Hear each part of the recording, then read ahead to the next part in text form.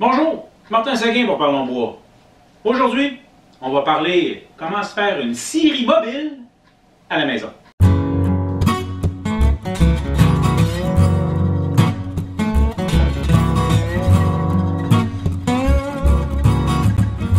Si vous appréciez ce que je fais, je vous invite à vous abonner à la chaîne et d'activer la cloche de notification pour les nouvelles vidéos. En plus, quand vous aimez la vidéo, mettez un petit pouce en l'air et écrivez donc un commentaire. Pour YouTube, plus la vidéo a de pouces en l'air et plus elle a de commentaires, plus il va la suggérer à d'autres. Ça va beaucoup m'aider. Naturellement, scierie mobile, j'exagère. En fait, c'est un moulin à scie. Je vais vous montrer comment on peut se faire des bûches ou se préparer des blocs de bois et même, supposément, du plaquage directement avec notre scie à ruban. Je me suis procuré le Little Ripper. C'est fait, vendu, commercialisé par Stockroom Supply en Ontario. Les mêmes fournisseurs là, que mon tour à bois. Ils ont fabriqué un petit produit qui nous permet de faire quelque chose qu'on installe sur la scie à ruban, qui va me permettre de prendre des bûches, en théorie jusqu'à 24 pouces, et qui va me permettre de tailler et de faire des planches directement sur ma scie à ruban. Fait que, on expérimente ça. Premièrement, on va faire le setup de la traque sur la scie à ruban. Notez qu'ils ont deux modèles, en fait. C'est toujours la même traque, mais il y a différentes manières de l'attacher à votre scie à ruban. Il y a un modèle universel dans lequel il n'y a pas de guide ici, il n'y a pas de tube qui va s'attacher de chaque côté et qui va se guider sur la table. C'est le modèle universel. Sinon, vous avez le modèle avec le bloc qui va venir rentrer dans le guide rond, ici le guide circulaire. Et c'est avec ça qu'on va travailler. Première étape, rentrez ça dedans tout de suite. Ça va aller pas mal mieux de le faire maintenant que tantôt lorsque tout va être à l'envers. Ça va tellement aller mieux que là, bon, justement, j'ai de la misère. Donc, je ne serre pas, j'arrive proche, parfait. Ensuite, on va rentrer la petite quincaillerie ici avec les petits guides. Le plus petit vers le haut, c'est lui qui va être là. Donc, on rentre ça un peu, on fait l'autre. Les flat washers, les rondelles qui sont là inclus, c'est au cas où, selon l'ajustement nécessaire du guide, peut-être que vous allez vouloir le relever selon votre besoin. Donc, on flippe ça. Alors, notez que j'avais le côté le plus plat là, qui va du côté de la lame. Je m'installe et je rentre ceci dans les traques. Et maintenant, on peut rentrer ça dedans. Ça va. Voyez-moi que ça ne sera plus désassemblé, cette affaire-là. Et voilà. Et là, ben justement, j'étais à bonne hauteur parce que ça a été bien pensé par rapport à notre équipement. Et on s'enligne. Notez que j'ai toujours le côté bas. Hein. Je m'enligne sur ma slot pour être sûr d'être bien droit. Je vais serrer ça en place.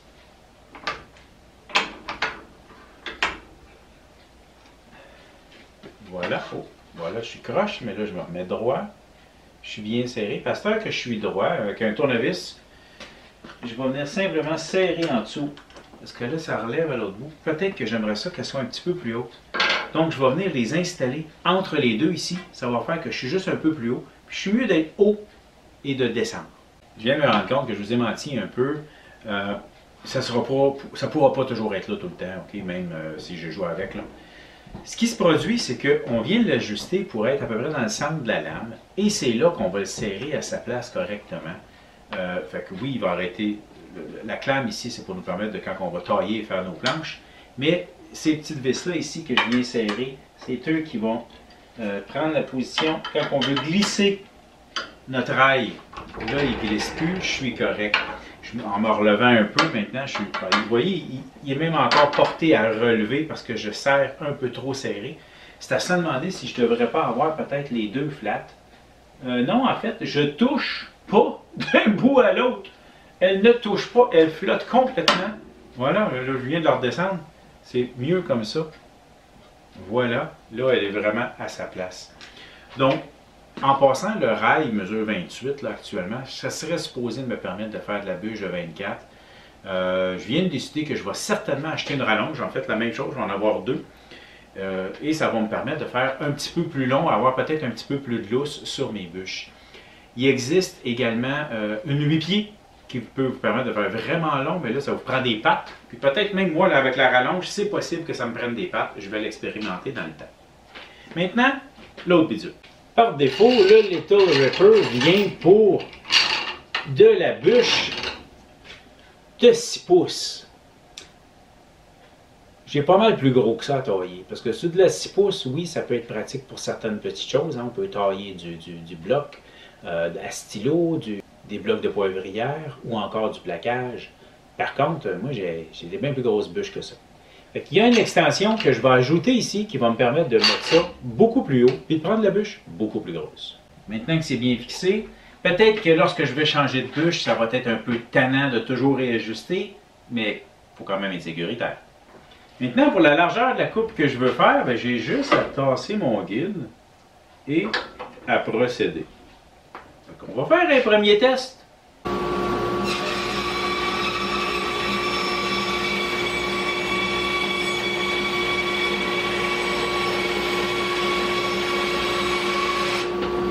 Super facile, super droit. Je remarque, là, ici, c'est parfait. C'est du cèdre, ça se sent, c'est fou. Belle coupe, bon, morceau totalement inutile. Je vais continuer à en faire parce que là, ici, si mon but, c'est de faire, mettons, de la planche de 1 pouce, je n'ai qu'à regarder ma mesure sur mon guide. Je me recule. En fait, là, je ne le vois plus, là. Mais en théorie, il va peut-être falloir que je l'enlève. Voilà. Et maintenant, je sais que je suis là, donc je veux faire 1 pouce. Je m'en vais là. Je rebarre et je me prépare pour faire ma coupe, tout simplement. J'ai à m'habituer, ça c'est certain. Fait que je m'amuse à tailler cette bûche-là, puis on se reparlera. Je fais des tests, puis je vous reparle après.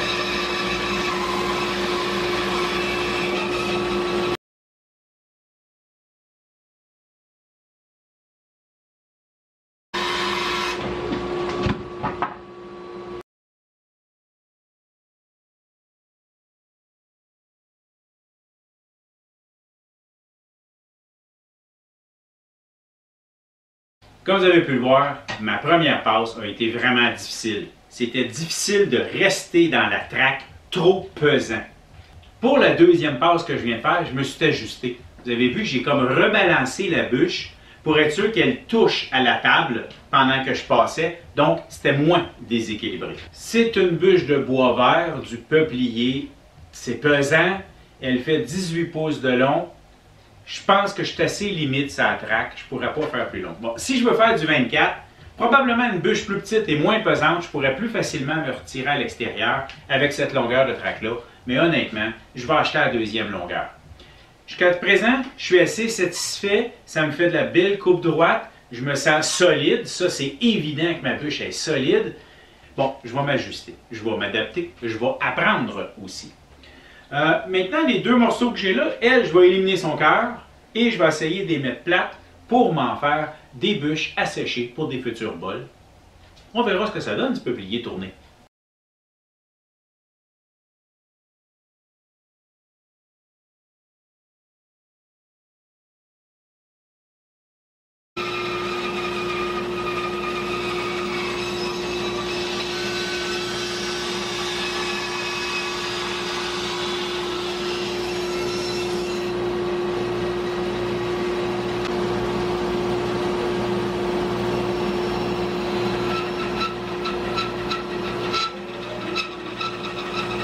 pense que vous venez de constater avec moi que Malem vient d'avoir son chant du cygne. Tantôt, vous avez vu les petites flamèches qu'il y a eu, je ne sais pas d'où ça vient, il doit y avoir une petite roche, quelque chose. Et depuis, je trouve que ma lame, elle arrache un peu plus. Je vais la changer, je vais mettre une 3/4 2 TPI de chez Tough Tooth, puis on va voir ce que ça va donner comme coupe. En fait, non, c'est une 3 TPI, 3/4 3 TPI. En passant tantôt, j'ai éliminé mon cœur et ça m'a fait une belle grosse planche. Ça ne veut pas dire que ça va tout à scrap. Hein? Bon, c'est du peuplier, ça va tout à scrap. Par contre, ce que je pourrais faire, ce serait simplement de venir tailler ici de chaque côté du cœur et vraiment l'éliminer. Et j'aurais des belles planches de chaque côté. Pour mon utilité, non, je n'utilise pas ça du peuplier. Mais bon, c'est ce que normalement on fait lorsqu'on élimine un cœur à l'intérieur d'une bûche. On garde chaque côté du cœur.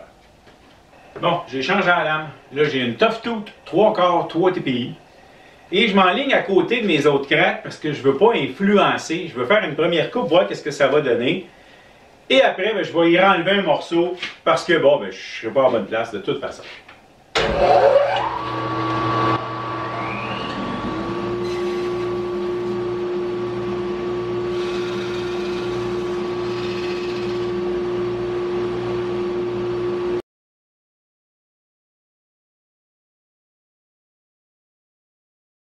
Ben, honnêtement, je la laisse de même. J'ai mon plat, ça peut sécher, ça va être parfait pour tourner un bol. Pour ce qui est des petits craques ici, de toute façon, mes deux extrémités, je vais devoir les flusher.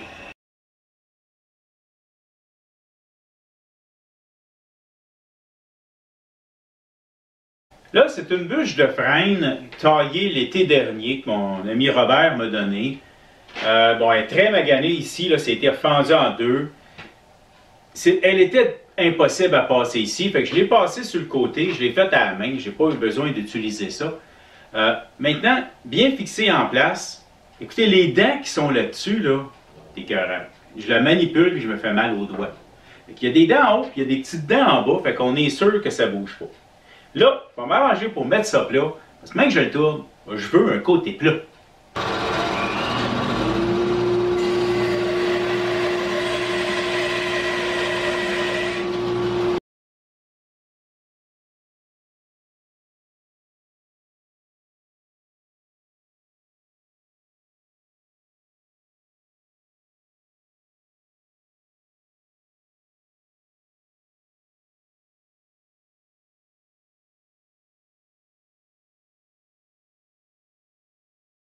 Pour cette bûche ici, de la manière que le nœud est placé, je sais que je vais être capable de faire du bol rien que d'un bord, et de l'autre côté, ben je vais faire de la planche. Planche de frêne, ça peut peut-être un jour être utile. Et voilà. Wouhou!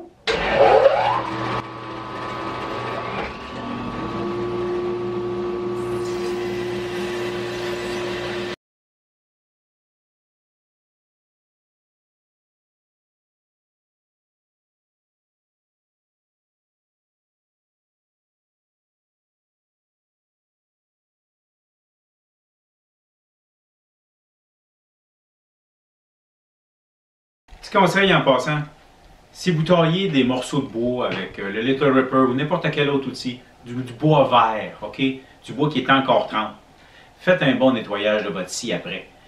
Ça a tendance à coller à l'intérieur et, ben, j'aime mieux ça quand c'est propre. Même les roulements ici ont besoin d'être nettoyés. C'est tout collé dessus. Bon ben, changé d'idée. J'ai réussi à éliminer assez bien le cœur. Puis, ben, ça va me faire deux petits bols. Parfait pour s'amuser. Vous pouvez voir dans le fond, c'est les résultats, ce que j'ai réussi à sortir de mes 3 bûches aujourd'hui. J'ai pas fait de planche. J'ai vraiment préparé mes blocs, mes bûches, pour justement faire du tournage. Je tourne et j'ai besoin d'avoir du bois de 3-4 pouces d'épais. Je veux faire du bol à salade. Donc, ça me prend de la grosse bûche. Pour ce qui est des planches, oui, on peut se faire de la planche, vraiment. Vous la faites sécher vous-même. C'est la même chose qu'un moulin assis qui vient vous tailler vos planches, mais naturellement, on travaille avec des planches, des bûches plus courtes. Notez qu'il faut considérer environ 1 an par pouce d'épaisseur de séchage. Ce qui ne me causera pas de problème avec ça parce que je vais toutes les tourner en ébauche dans le monde du tournage, faire des ébauches et les faire sécher rendus en ébauche. Sauve énormément de temps et on sauve aussi beaucoup de bois parce que lorsque ça sèche, on a des pertes. Tout ce qui est sur le bout de la bûche va probablement fendiller et je ne pourrai pas le tourner. Donc le plus vite que je vais maintenant me mettre à faire mes ébauches, plus je vais sauver de bois. Sur une bûche comme celle-là, ben, je peux facilement en tourner deux. En fait, je peux tourner aussi grand que j'ai large. C'est aussi simple que ça. Donc, on peut se faire de la planche, on l'entrepose à un endroit aéré, idéalement à l'extérieur avec un toit pour pas qu'il mouille dessus. Et bien, vous pourrez profiter de votre bois. J'aime beaucoup cette machine. J'ai réussi à m'y habituer, à ajuster le petit spring dedans. J'ai fait ça sur 2 jours. Là. Hier, j'avais un petit peu plus de difficulté. Aujourd'hui, ça allait assez vite de me réinstaller, de me positionner et de travailler. Sûr et certain, je vais acheter la rallonge parce que actuellement, je suis confortable pour de la bûche de 18-20 de long. Et j'ai peur que justement, ça ait trop de poids sur les extrémités lorsque je vais travailler avec de la bûche plus longue. Et je sais que, bon, j'ai le projet de couper un arbre, j'ai le projet d'avoir de la bûche plus longue, faire de la planche plus longue, parce que oui, je vais à un moment donné, je vais faire de la planche, je ne ferai pas juste du tournage. Bien, je vais m'acheter la rallonge et je vais devoir mettre des pattes en dessous, probablement des servantes d'atelier, pour être sûr que ça repose bien dessus, parce que sinon, c'est pesant de la bûche trempe, je vais vous dire quelque chose. Donc, la machine va bien, elle vaut son petit pesant d'or. C'est assez flexible. J'ai réussi à faire vraiment ce que je veux. J'ai réussi à faire de la belle coupe. J'ai maintenant une bonne lame. Je continue à tester mes lames. Je prépare une autre vidéo sur les lames de scie à ruban qui va sortir très bientôt. Je vous invite à l'écouter. Sur ce, j'espère que vous avez apprécié. C'était le Little Ripper de Stockroom Supply. C'est déjà fini. Ben oui. Si vous ne voulez pas manquer mes prochaines vidéos, il y a le piton s'abonner en bas avec la petite cloche de notification qui va faire en sorte que vous allez être le premier à être mis au courant que je viens de sortir une nouvelle vidéo. Gênez-vous pas également de commenter et de mettre un pouce en l'air. Ça aide. Vous pouvez également me suivre sur mes réseaux sociaux. Il y a Instagram, mais ça, c'est juste pour des photos. Il y a Parlons Bois, la page Parlons Bois sur Facebook où est-ce que je montre des choses que vous ne verrez pas ailleurs. Et il y a également le groupe Parlons Bois. Ça, c'est un endroit où est-ce que vous pouvez participer en montrant ce que vous faites, en aidant les autres ou en demandant de l'aide. Parlant d'apprendre, si vous avez des projets que vous voudriez qu'on fasse ensemble pour développer ou apprendre une certaine technique, communiquez avec moi, on va s'arranger.